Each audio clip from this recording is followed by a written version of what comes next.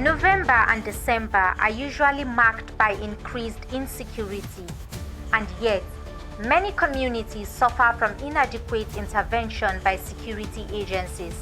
This troubling trend took a grim turn for Kpaduma 3, a community in the Abuja Municipal Area Council on Saturday, November 16, 2024.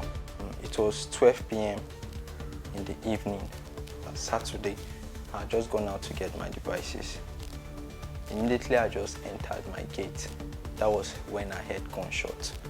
So I now hurry up, entered my house, closed the door. I had peeked through the window, but then I didn't see anybody.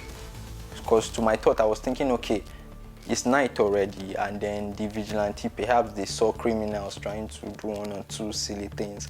So I was peeping through the window to get some information, which I couldn't, because there was nothing there for the viewers at that moment.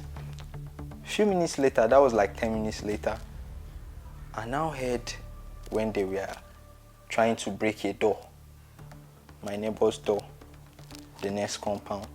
So I had peeped through the window again, and I saw a young guy breaking the door. I'm new here. I'm not even up to 2 weeks yet. Yes, sir. So for me to know that, okay, this young man does not live in this compound or not. So I was like, perhaps he's trying to break the door. He has lost his key, not knowing that that was the criminals, the kidnappers. So I relaxed. They broke that door. There was dog in that compound. They bagged. They were bagging. So at the time I heard they stopped bagging. I now hear tears inside. People were crying inside the compound. Please, please, please, please. They brought them out. This is a man's entire family they brought out here. Suspected kidnappers targeted a household in Kpaduma 3, abducting all family members except the father, who declined to comment on the incident. Donald F. Young, a resident who had recently moved to the community, recounted the ordeal, describing hearing gunshots upon returning home in the midnight, initially mistaking them for warning shots from local vigilantes, only for moments later armed men forcibly gathering his neighbor's wife and children outside their gates.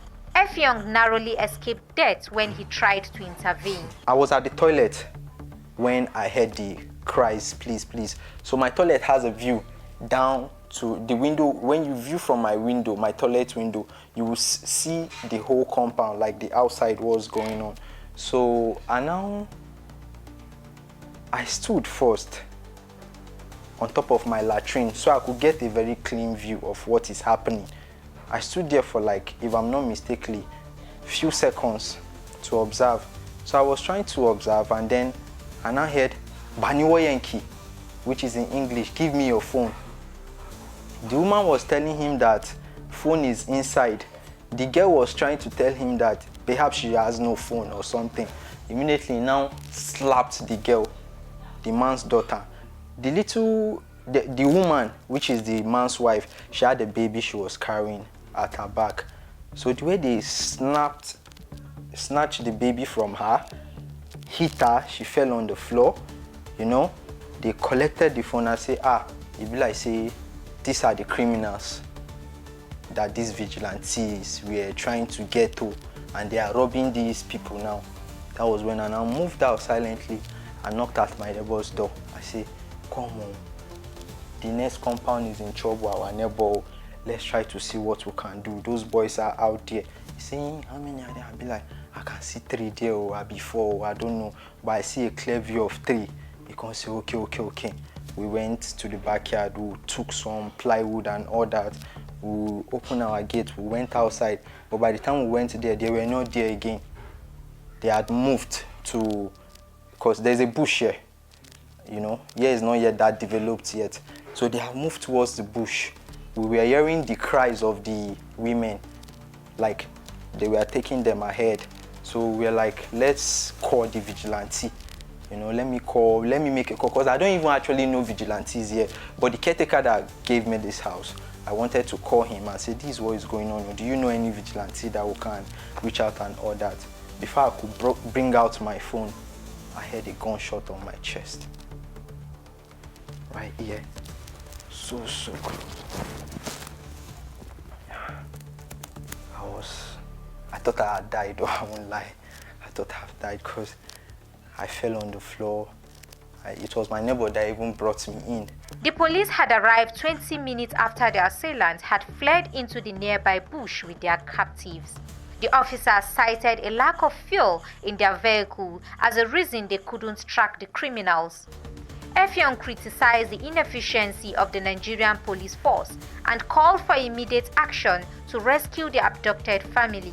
This incident underscores the pressing need for enhanced security measures as communities brace for the anticipated rise in crime during the end-of-year period. The police came, but what they did, it was not, how should I put it, their efforts didn't count.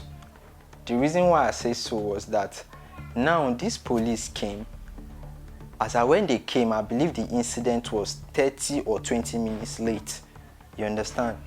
This bush here now, you and I were human beings, and it's not as if those guys were mobile. If you're walking by foot, you can calculate the miles. Okay, in less than, as a police officer, you understand me, there's what we call navigation, which I don't know if they are being taught or not.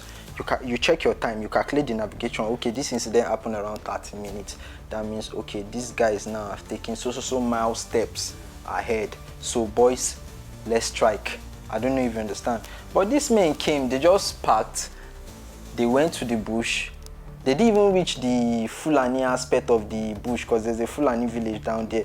They now turned back and said they don't have fuel in their car. And like they said they should buy fuel. This. I think that was immediately when the people even called. And they called through the woman's line and started asking for money.